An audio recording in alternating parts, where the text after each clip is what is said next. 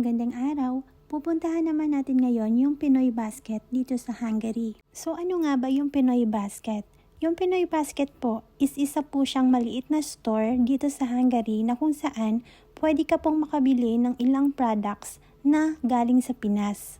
Kaya naman sa mga kapwa ko Pinoy na nagkikrave at namimiss na yung ilang pagkain ng Pinas, no worries na po kasi pwede na po tayong makabili dito nga sa Pinoy Basket. Kasi pala guys, kapag OFW ka na, hindi lang yung pamilya mo, friends mo, or kamag-anak mo yung mamimiss mo sa Pinas. Yung pagkaing Pinoy ang hahanap-hanapin mo kapag nasa ibang bansa ka na. At buti na nga lang may mangilang-ngilang store dito na nagtitinda ng ilang produkto na galing Pinas. At dahil nga po imported from Philippines, expect na po natin na medyo pricey yung mga product. At alam naman natin guys na kahit medyo may kamahalan yung product, kapag gusto natin, talagang bibili at bibili pa din tayo. At kung mapapansin nyo nga, naglakad nga lang kami papunta dito sa Pinoy Basket. Siguro mga 10 to 15 minutes lang from New Gate to Teres Kurut, makakarating ka na dito sa Pinoy Basket. So ayan na nga guys, after ng ilang minutong paglalakad, narating na nga namin yung location ng store.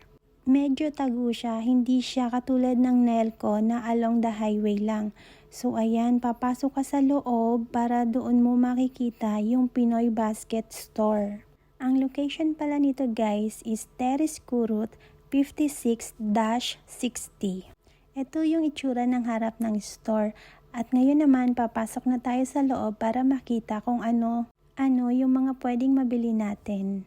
So ayan, pagpasok mo pa lang, bubungad na agad sa'yo yung mga product na galing talaga sa Pinas. At lahat ng product dito is from Philippines. Unlike doon sa Nelco store o kaya sa Asian store, may mga product doon na galing din sa ibang bansa. Tulad ng Korean at mga Chinese food. Madami kang mapagpipili ang pagkaing Pinoy dito sa Pinoy Basket, kaya for sure madami kang mabibili. Meron sila ditong Lucky Me Chicken or Beef na nagkakahalagang 64 pesos ang isa. At yung Quick Chow naman nila is nasa 62 pesos yung kada isang peraso.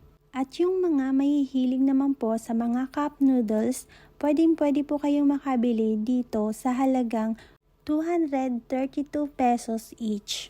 At meron din sila dito guys na sinigang mix na ang halaga is nasa 446 pesos. O diba bongga, kasing price na yung kilo ng baboy.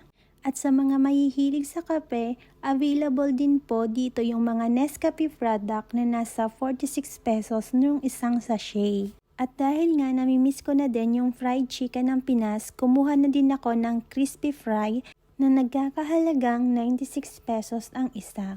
Na pwede nang ma-coat yung 1 kilogram na meat. At may dalawang flavor sila dito, spicy and garlic flavor.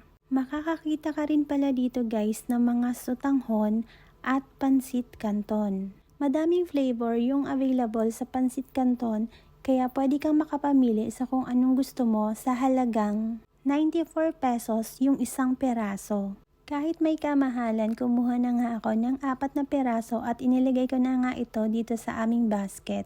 At kumuha na nga din pala kami ng pansit bihon.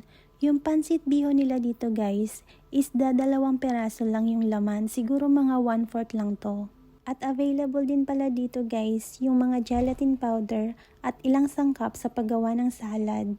At sa mga kapwa ko mahihilig sa junk foods, available po dito yung ilang chichirya ng Pinas.